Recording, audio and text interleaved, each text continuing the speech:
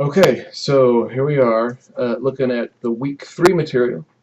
I'm just going to start off with the first one in an order. I don't know if you've noticed, I'm trying to go in alphabetical order, but the first week I messed up on the order, so anyway, I think we're back on track now. So this is the first one by Jessica Brown here. As we're always going to do, I want to check out the MLA first. You may have seen my announcement for this week about MLA, so I'm going to really stress MLA, and then we'll check the content. Okay, we only want to check the margins. The margins here look good. We have our last name and page number up here, so that's good. We have our heading up here, that's good. Here we have the date, but it's not written out, and we want to go ahead and make sure we get that written out to make sure that it's as good as possible, or let's say this, as correct as possible. So let me write that down while I'm not talking so I won't confuse myself. No, see, I did it. Shh. Okay, we have a title there, indicative of what we're going to see. I would have gone ahead and added one more thing to the title. Chapter 9, Volume 2 of Frankenstein. So we know exactly what we're looking at. Again, more, or let's say this, better titles. Titles that are more indicative of what you're going to be covering usually get better grades. Alright? And then we have the thing itself. Now, there's some issues here that I want to bring out. The assignment was for a summary, and I saw this on lots of them, and not just this one, so this is towards Miss Brown here, but it's not just for her. Summary is not bullet points. You can use bullet points to summarize, but specifically bullet points do not summarize. So I would have rather seen this in paragraph form and put it together in some kind of contiguous format. Right now what happens with a bunch of disjointed bullets is there's no continuity between the ideas, and so there's some issues there. So hear me say now, if you've never heard it before, bullet points are great, but they're not summary, so don't confuse the two. Bullet points are just to highlight something. We want more than highlighting, we want summary, and the only way summary works is to tell us something about it and make things go together. Okay, next, I see works cited here, but it's on this page, it's straddling these two pages. Make sure your works cited is on the last page. You also notice that it's not works cited, it's works cited. So it's not got the S of works, and it's not got cited, it's got cited. Again, she won't be the only one to do this, so make sure that you are doing it correctly. Works cited. While we're back here looking at the works cited, looks pretty good. There's some things that I think we need to correct though. We want this Frankenstein. It should always, book titles are supposed to be italicized. Then we're missing all of the information that tells us this is the second edition. And we don't have anything telling us about who the editor is, which that's the only reason you have an edition is because there was an editor. And so we want to make sure that we include that information. We've got some of the right information here, but we've got some extra stuff that we don't need. We only need one city. London is not a part of New York, so we just want New York. And then we want Norton. We don't need the WW. And we don't need page numbers because that should be up actually in the citation. And we need to know what kind of resource it is. It's a print resource. There's what it ought to look like. Pretty different from what we started with. So make sure you're getting that information on there correctly. Alright, now then, here's the deal. She's got a works cited here because I asked for one. But the only reason to have a works cited is because there's actually something being cited. But there's nothing being cited. There is in fact no quote here as the assignment asked for. So this is rather purposeless, even though I asked for it, but the thing it's supposed to be connected to isn't there. So on the larger level, this whole assignment of a summary assignment doesn't do what it needs to do. So make sure when you're doing a summary assignment, and I asked for a quote, make sure you do that. Especially since there's another quote in the next assignment. Make sure you get those things in there, make sure you're citing them correctly. Alright, let's go look at another one. Alright, I don't want to look at that one yet. I want to look at this one. Alright. Next one. This one is, since we didn't get real summary in the last one, I went ahead and I brought up another first summary. So this one, again, is close, but not close enough. So there are some things that I want to bring to our attention here. Okay, so we're going to look at our MLA, And it'd be handy if we knew what page we're on. Yes, the very first thing we need to do is make sure we're getting those page numbers on there. So insert, page number. Now look, it's not that we don't know. It's that we need those numbers on there. And so in this one, Bruce, good. That's all it took to get those page numbers on there. Now that's correct. We can see it's good. It should have rolled over to the next page when we had a works cited, but we didn't have works cited. So again, this assignment is not complete either. Okay, so MLA heading, I can see we're getting close, but we don't have it all there. Got that name, got this name, but now we need my name in there, and I am Professor Robert Burton, and so that should be in there. Alright, there's an extra line space in here. We don't want that extra line space in there either.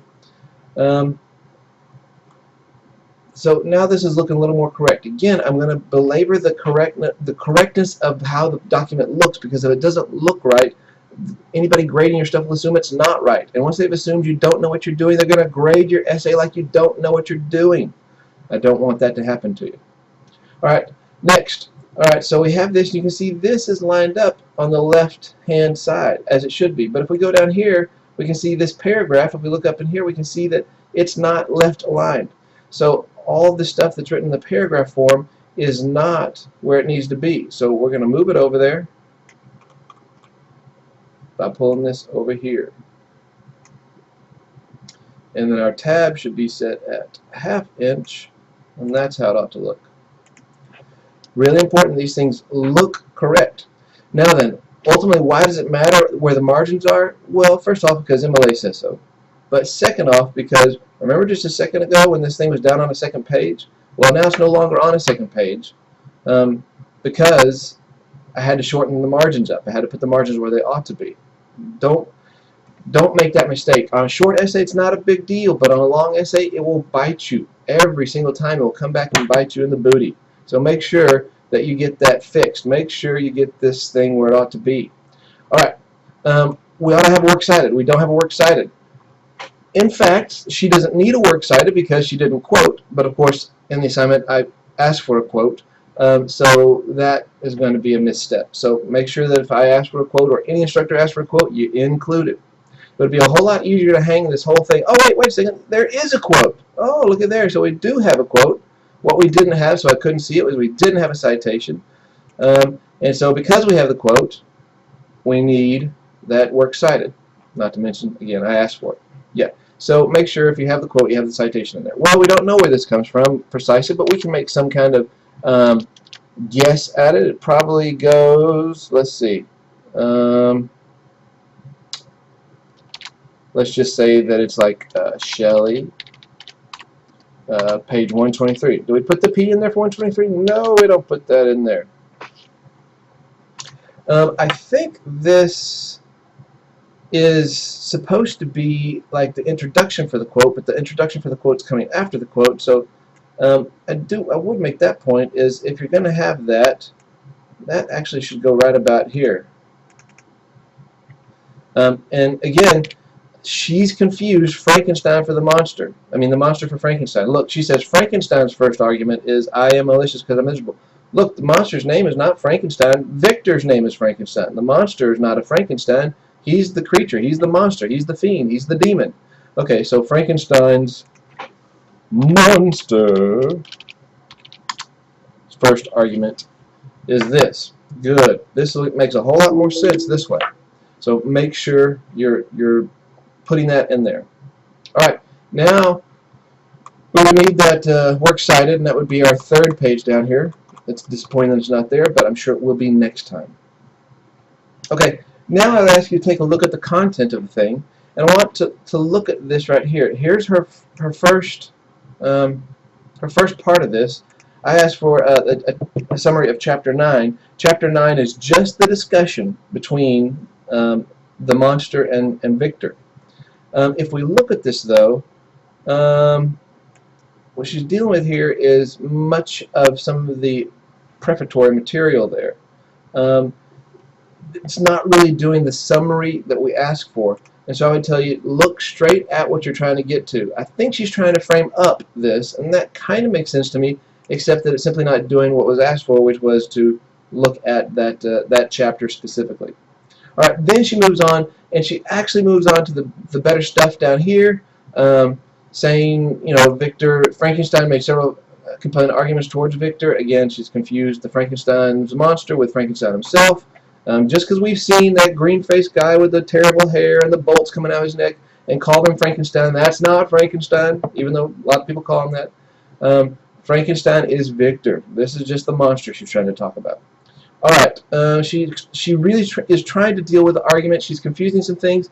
He doesn't say he'll move to South Africa. There's nothing down there. What he wants is what she wants to say is South America. Again, be very conscious of what you're trying to do there. It's really important.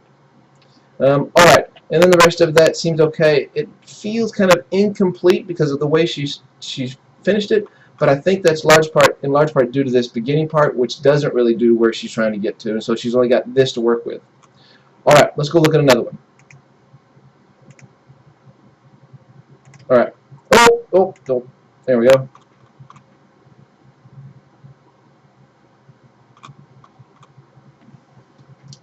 All right.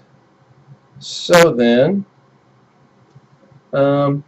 this one looks pretty good, except, what do we have here? We got page right up in the thing. We don't write page up there. That doesn't make any sense. Yeah, just Burnett 1. Good. All right, now we finally have the right information here. All good. Yes, we have a summary. We already know it's by that person, so we don't need to include that in the title. So might be a little better to say what it's from. Frankenstein, and then you could say just chapter 9 if nothing else. We have the quote there, so we should have a works cited. Sure enough, we do. Looks like it needs more information, but it's there. All right. The thing I would call your attention to here is our margins aren't correct. We have 1 1/4 inch margin. She just used the Microsoft Word default margins. Those are going to cause a problem. Don't use those. So let's go back and fix that. Page layout, margins, 1 inch. Now that's a little more right. The reason it's really bad in this one is because we still have another inset here. So all this stuff is inset also, so we don't want that.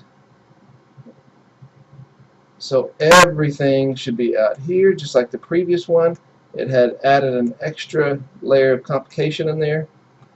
Alright, there's where that thing ought to sit. Again, margins and tabs and all those things need to be set correctly because they change the overall length of your document. Again, not so much in a 2-page, but when we get down to the longer essays, the 5-page, it really makes a difference. In fact, it can make you a whole half-page short. So make sure you're doing those correctly. Alright, here's her quote. We always want to end with a period. The period doesn't go here. I know it feels strange, but take it out of the actual quote and put it at the end of the actual citation. So we know that that's inclusive of all that. So we know that, in fact, this sentence in quotes goes with this citation. Alright, I won't belabor how to fix the works cited, but again, this is not enough information. We're missing all the addition and editor material out of that. Alright. If we look at the summary here is a little better, but there's a couple problems. We have this quote, and it feels like we should be working with that quote. Instead, the summary doesn't seem to really be focused on that quote, and that's why we tell you integrate the quotes in, build the paragraph around the quote, not just put a quote and then move on past it. Here we have this question. It's a great question, but it's not the quote she's using. This would have been a better quote to use and to build a paragraph around it. In fact, that's what she's trying to do, except she didn't want to use it as a quote and didn't want to cite it, and so it's a little confusing about what's supposed to be happening there. Alright, on the whole, this is probably one of the better summaries we've seen. This person, though, is really overusing the word it as the beginning of their sentences. I would really caution against such things. Watch that use of it.